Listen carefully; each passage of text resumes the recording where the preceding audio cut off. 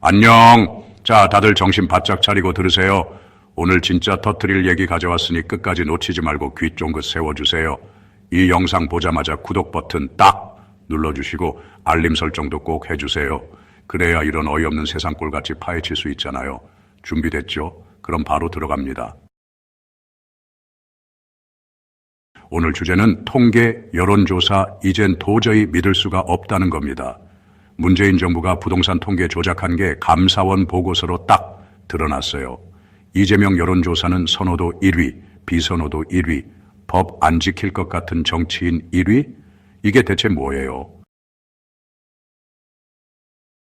명태균은 여론조사 조작으로 선거판 흔들었고요. 그리고 여론조사 기관 이거 우파, 좌파 나눠져 있는 거 아니냐는 의심까지 듭니다. 선관위가 관리한다는데 과연 공정할까요? 이 영상 끝날 때쯤이면 여러분도 통계랑 여론조사 보면 코웃음 치게 될 거예요. 먼저 문재인 정부 부동산 통계 조작부터 뜯어볼게요. 이건 소문이 아니라 2025년 4월 감사원 보고서로 명백히 확인된 사실입니다. 청와대가 국토교통부, 한국부동산원, 통계청까지 압박해서 부동산 소득 고용 통계를 조직적으로 왜곡했어요. 특히 부동산 통계는 2018년부터 2021년까지 4년 동안 무려 102번이나 조작했다고 합니다. 102번이요. 집값 폭등하는데 청와대가 통계 낮춰 하면서 주중치, 그러니까 예측치를 억지로 깎아서 발표하게 했습니다. 2018년 8월 서울 집값 주중치 0.67%였는데 청와대가 너무 높다며 0.47%로 낮추라고 지시했어요. 심지어 확정된 수치도 뜯어 고쳤습니다. 부동산원이 압박에 못 이겨 가격 조작 프로그램까지 개발했다고 하네요. 프로그램 짜서 집값 통계 뚝딱 조작한 겁니다. 감사원은 통계법 위반까지 확인했고 청와대가 통계 자료를 사전에 받아서 조작했었다고 밝혔어요. 이게 뭐예요? 국민들 눈 가리고 우리 정책 성공했어. 속인 거죠. 관련자 31명 징계, 22명 검찰 수사 요청까지 갔습니다. 이건 실수가 아니라 국민 우롱한 조직적 사기예요. 소득이랑 고용 통계도 조작했다고 하네요. 문재인 정부가 소득주도 성장 정책 실패 감추려고 가계소득 늘어난 척, 고용 상황 좋아진 척 왜곡했어요. 감사원이 까발렸는데 청와대랑 국토부가 통계청, 부동산원 직원들한테 조직, 예산 날려버린다 협박까지 했다고 합니다. 권력으로 통계기관 겁줘서 거짓말하게 한 거예요. 이쯤 되면 통계 믿으라는 게 터무니없지 않나요? 우리가 뭘 믿고 정책 판단해야 합니까? 이제 이재명 여론조사 얘기로 넘어갑니다. 이건 진짜 어이없어요. 최근 조사 보면 이재명 지사가 차기 대권 후보 선호도 1위로 나오죠. 2024년 12월 뉴스원 엠브레인 퍼블릭 조사에서 이재명 37%, 한동훈 7%로 격차 엄청났습니다.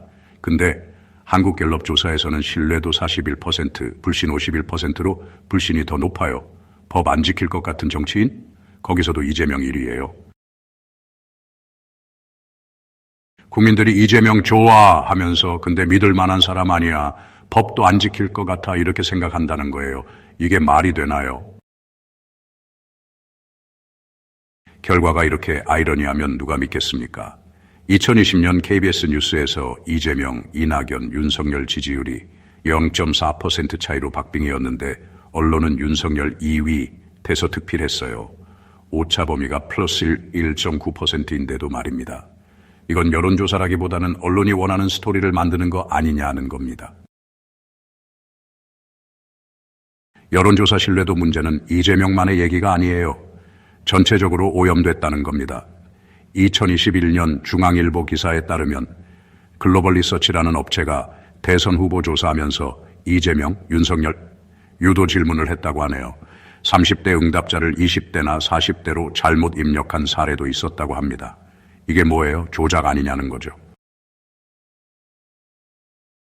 중앙선거 여론조사심의위원회 애가 적발해서 과태료 3천만 원을 때렸는데 이 정도로 끝내면 누가 조작 안 하겠습니까?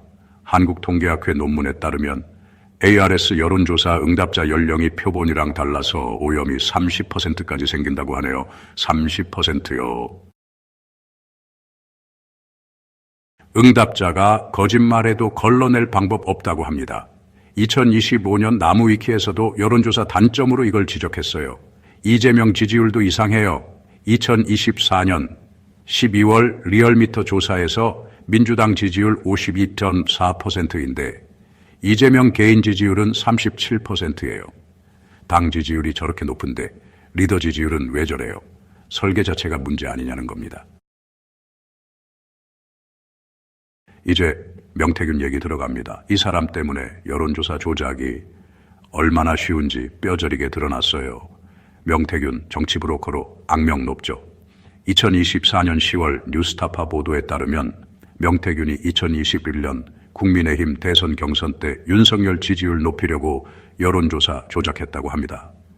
미래한국연구소 명태균이 실질 운영한 곳인데 9월 29일 조사에서 윤석열이 홍준표보다 2% 앞서게 하라고 직원 강혜경한테 지시했어요. 응답 샘플 516건을 2038건으로 부풀렸다고 합니다. 4배나요. 다른 조사 7건 중 6건도 비슷하게 조작했다고 하네요. 9월 17일 조사 1069건이 2048건, 9월 30일 청군 50건이 2008건으로 늘었어요. 이게 뭐예요? 데이터 뻥튀기죠. 더 심각한 건 2022년 창원 의창구 재보궐선거예요. 명태균이 김영선 전 의원 1위로 나오게 100% 가짜 여론조사 보고서 만들었다고 합니다. 전화조사 한 건도 없이 지지율 수치 지어냈어요. 응답자 611명 무선 100%로 꾸며서 보고서 뚝딱 만들었다고 하네요. 이건 조작을 넘어선 사기예요. 뉴스타파가 입수한 보고서로 확인됐어요. 명태균은 조사 시간 오늘 저녁 6시부터 9시라고 지시했는데 통화 시각이 이미 6시 16분이었어요. 조사 시작도 안 했는데 보고서 만든 거예요.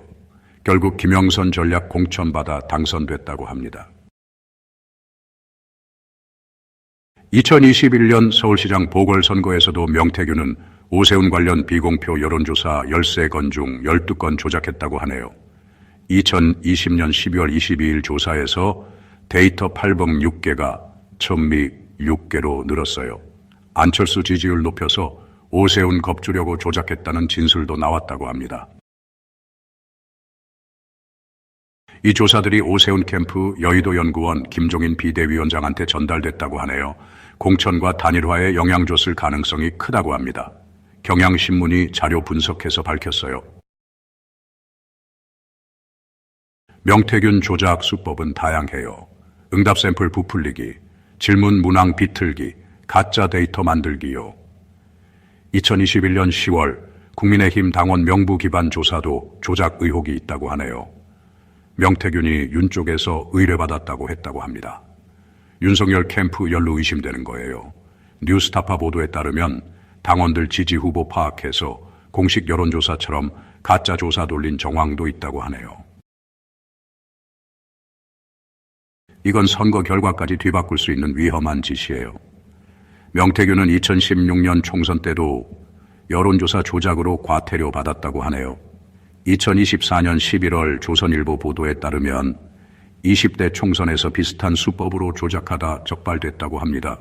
근데 처벌이 과태료로 끝나니까 계속 이런 짓 하는 거예요. 검찰이 2024년 11월 명태균 구속영장 추가 청구를 준비했는데 여론조사 조작 혐의가 핵심이라고 하네요. 강혜경도 샘플 500개가 2,000개로 늘었다고 증언했다고 합니다.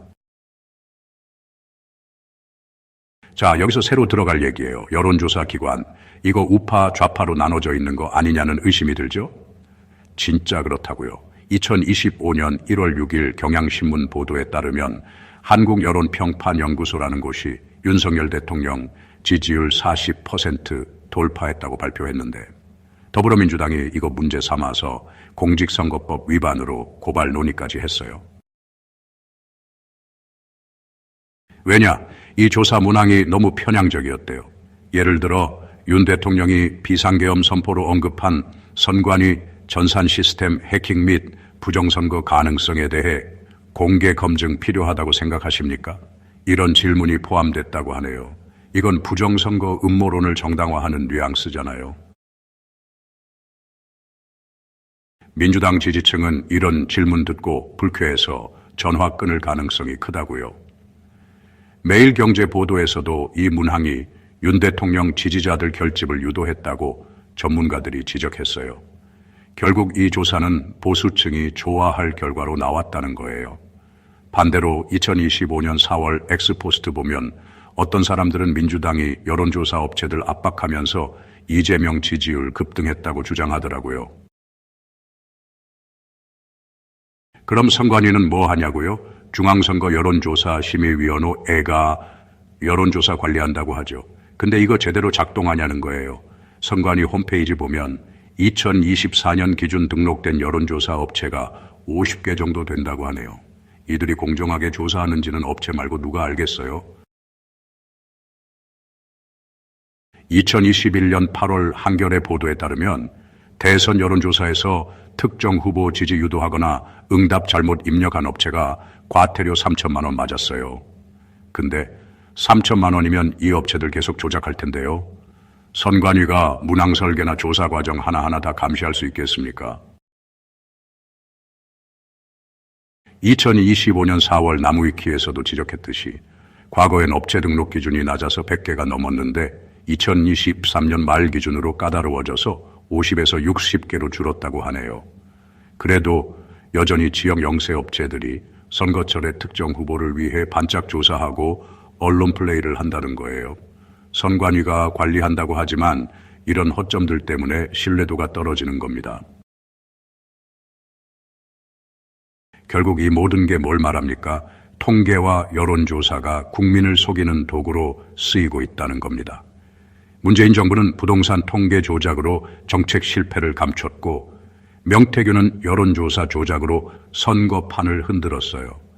이재명 여론조사도 아이러니한 결과로 신뢰도가 바닥이고 여론조사 기관은 우파와 좌파 성향에 따라 결과가 왜곡될 가능성까지 있어요. 선관위가 관리한다지만 허점투성이에요. 우리가 뭘 믿고 투표해야 합니까? 통계청과 여론조사 업체가 독립적으로 운영되게 법으로 강하게 묶어야 합니다. 감사원처럼 여론조사도 샅샅이 파헤쳐야 한다고 생각합니다. 이런 짓거리 이제 그만 좀 했으면 좋겠습니다. 어때요? 통계, 여론조사, 명태균 그리고 우파와 좌파 여론조사 얘기 듣고 화나지 않으신가요? 이런 거 계속 파헤치려면 구독과 알림 설정 꼭 눌러주세요. 댓글로 여러분 생각도 써주세요. 이재명 여론조사, 문재인 통계 조작, 명태균 사태, 여론조사 기관 성향, 뭐가 제일 터무니없었는지 말해주세요. 우리 같이 이 어이없는 세상 바꿔봅시다. 다음 영상에서 또 만나요. 안녕하세요.